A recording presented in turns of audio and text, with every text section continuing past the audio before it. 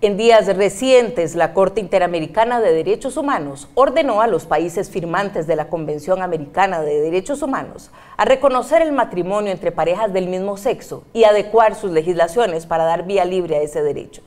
Esta directriz, que es para diversos países de América Latina, fue emitida a raíz de una consulta hecha por Costa Rica en mayo del 2016. El diputado y candidato a la presidencia de Costa Rica, Fabricio Alvarado, nos va a expresar su posición.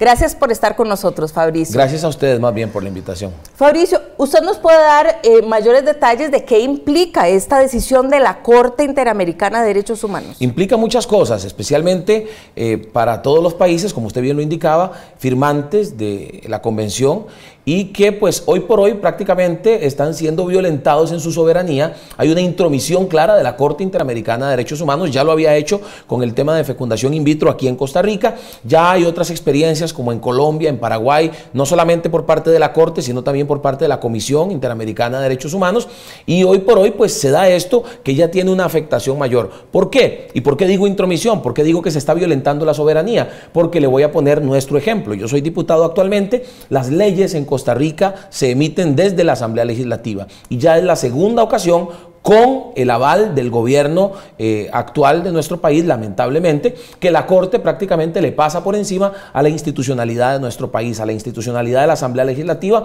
que es la que tiene que emitir las leyes. Y este tema en particular está clarísimo que es un tema de reserva de ley. Hay proyectos de ley presentados, no uno, sino varios, que permiten o que pretenden más bien que se apruebe el matrimonio homosexual o la unión entre personas del mismo sexo, los temas de identidad de género. Y entonces, pues lo que está haciendo este gobierno con el aval y con la complicidad, creo yo, de la Corte Interamericana, es venir a pasarle por encima a una labor que le corresponde a la Asamblea Legislativa. Lo ha dicho cualquier cantidad de instituciones y pues lamentablemente es lo que está pasando. Y a nivel legal, ¿qué mecanismos tienen los países para poder enfrentarse a esto? Bueno, mire, debo decir, y esto para la paz de toda la gente que nos ve en todo el continente, no somos pocos los que estamos en contra de esta resolución de la Corte, que más bien no es una resolución. Para nosotros, esto es una discusión interesante que se ha dado acá. Hay gente que dice que es una resolución, que es un fallo, que es una sentencia. No es ninguna de esas cosas. Es una consulta, una opinión o una respuesta a una consulta del gobierno y por lo tanto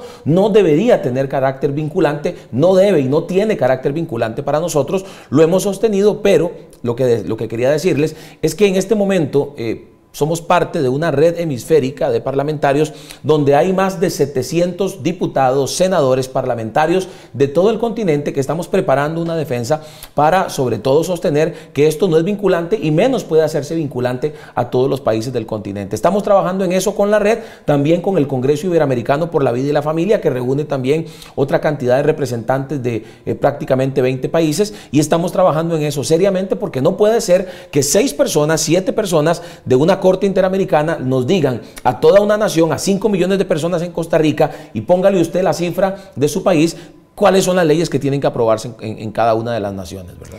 ¿Cuál debe ser la posición de la Iglesia ante estos retos? La misma que yo como un político pro vida y pro familia estoy anunciando en nuestras redes sociales y que estamos pidiéndole al país que también se sume a esta posición. Repudio no a los homosexuales, porque siempre como creyentes, creo yo, nuestra posición hacia ellos debe ser una posición de amor, de respeto y de evangelismo, de acercarse a ellos para darles el mensaje del evangelio, pero desde el punto de vista político y desde el punto de vista pues social incluso, porque recuerde que la familia, por ejemplo, en la Constitución de nuestro país dice que la familia es la base de la sociedad, debemos defender eso. En el Código de Familia está establecido que el único matrimonio posible, legalmente hablando, es el matrimonio entre hombre y mujer. Entonces, que defendamos eso como iglesia, que levantemos nuestra voz y en ese sentido, ya respondiendo a su pregunta, no quedarnos callados, no sencillamente decir, no, es que tenemos que obedecer. No, en este caso en particular no podemos decir que hay que obedecer porque es la Corte Interamericana de Derechos Humanos,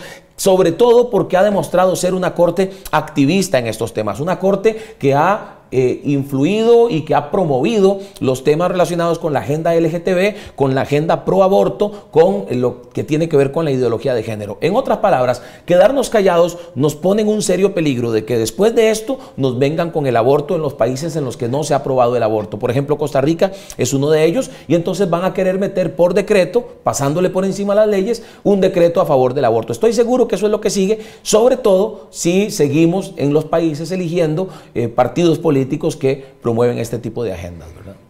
Si llegara a aprobarse, o sea, ¿qué puede hacer la iglesia a nivel legal? Porque hemos visto en otros países que se le obliga a las iglesias a tener que casar a las parejas homosexuales. Entonces, ¿qué posición puede tomar la iglesia? Bueno, es complicado porque depende también del marco legal que les proteja. Por ejemplo, en Costa Rica estamos promoviendo una ley de libertad religiosa y de culto, la estamos promoviendo desde hace varios años. El partido de gobierno en este país lo ha bloqueado, hay otros países de izquierda que han bloqueado lamentablemente este proyecto de ley, y dentro del proyecto de ley protege o se protege lo que conocemos como la objeción de conciencia. La objeción de conciencia es cuando usted, digamos, si usted es pastora y llega una pareja de homosexuales y le dicen yo quiero que usted nos case, y usted la objeción de conciencia es tener la posibilidad de decir no, por mis principios yo no los voy a casar, no puedo casarlos, y que la ley le proteja, porque en otros países ya está pasando que están acusando, que están llevando a los tribunales a pastores, a sacerdotes, etcétera, etcétera, por no querer casar parejas homosexuales.